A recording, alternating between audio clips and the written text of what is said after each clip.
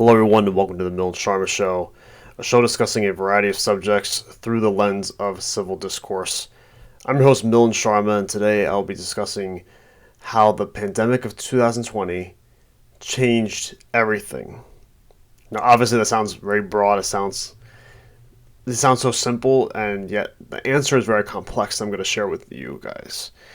And in this video segment, I'm not going to talk about the virus or the treatments to the virus, what's more effective in treating the virus, what happened as a result worldwide because of the virus.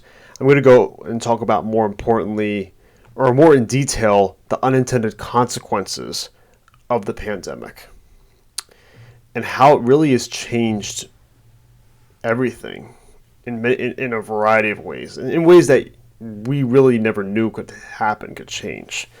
So for one, it changed how we perceive work.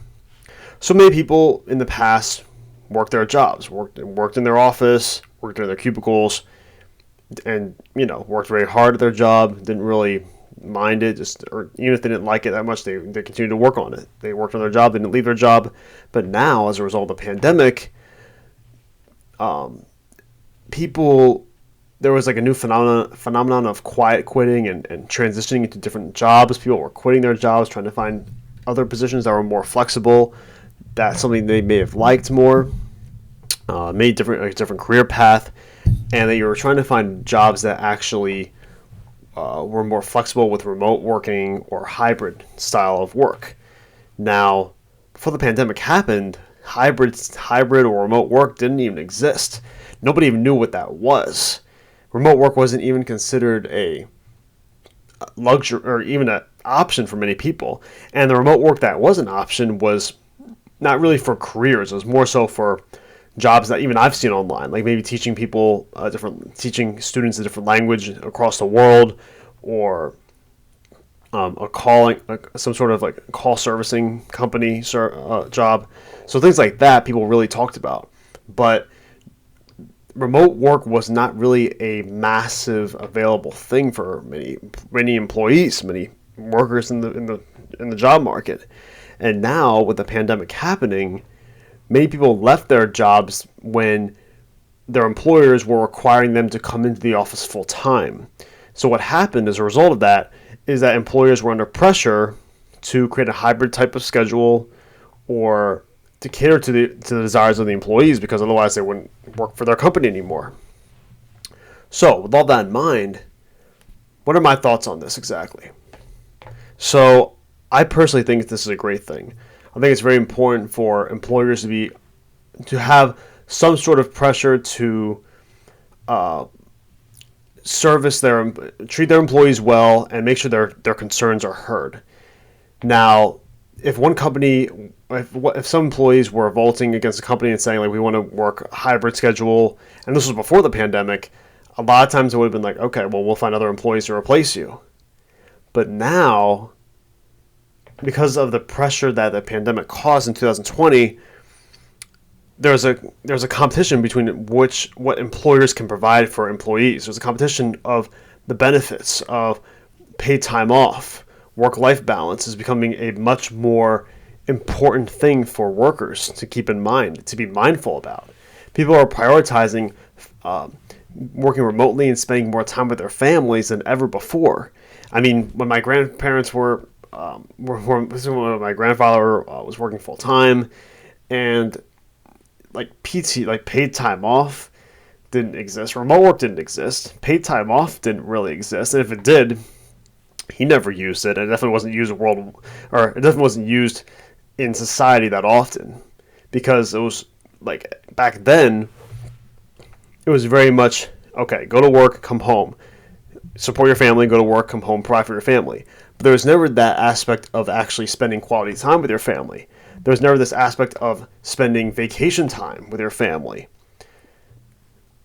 Just taking off, maybe going on vacation, traveling, all this stuff was never really prioritized back in the mid to late 20th century.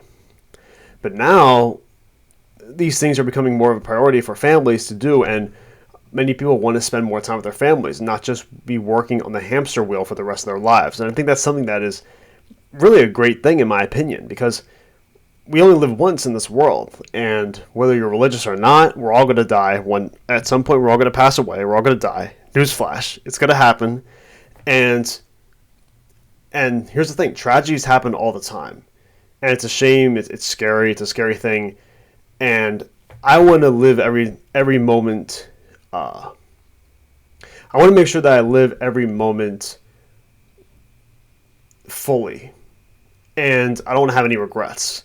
And I think many people my age, and even millennials that are older than me, even middle-aged people, they realize that every day that goes by, you're never going to get that time back. You're never going to get that time back with your friends. You're never going to get that time back with your family, with a partner if you have one. You're never going to get that time back that goes by. So finding work that caters to something that's more balanced, you can spend quality time with loved ones. People are going to take that avenue. People are going to take that route. And if there's an option to do that, people are going to do it. And I believe if it wasn't for the pandemic, this option would not exist, because it never existed before. Now, of course, I'm not going to argue and say the pandemic was this like good thing that happened. I mean, many people died. There was many people died. Many people lost their jobs, lost their businesses, had to close their businesses. I go to a local gym in my neighborhood, and I mean, that's the only gym that's open. Like the owner had like 3 other businesses within like a half-hour radius, and they all closed down except for one gym that was left open. So, of course, the pandemic wasn't ever, like, I'm not arguing that it's a good thing, but at least one positive thing that we can all point to moving forward, at least in the developed world, is that jobs and employers are willing to cater to the needs of employees more so than ever before. And they're under pressure to do that now because so many employees are looking at all different types of companies, seeing the benefits, seeing the paid time off policies, the vacation policies, maternity leave, paternity leave, I mean, etc. There's so many options I can't think of right now. And this would not have existed if it wasn't for a catastrophic event. And this is why I talk about on this podcast, I always talk about why there's a reason that certain things happen in history and in life. And of course, there are terrible things that happen, like, for example, very controversial people speaking out, extreme people even speaking their opinion. And I would argue when there's like a catastrophe or extreme people sharing their opinion with others, it's very important to have open dialogue, to debate that person openly and fairly, so that their ideas are not only heard, but they're actually debated, and you can really hear both sides and really believe what you want to believe, rather than alienating another perspective. And I'm not going to go into huge detail about this, but we really saw this with the pandemic happening and how people were alienated. People's beliefs were alienated. And that's one of the reasons why I started this show, the Milan Sharma Show. And the tagline of it is civil discourse at its finest, because it is so difficult.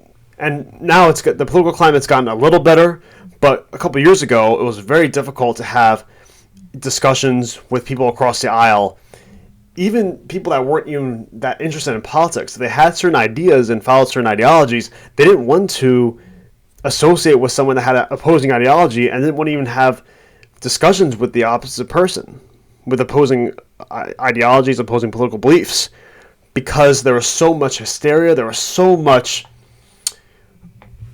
stress and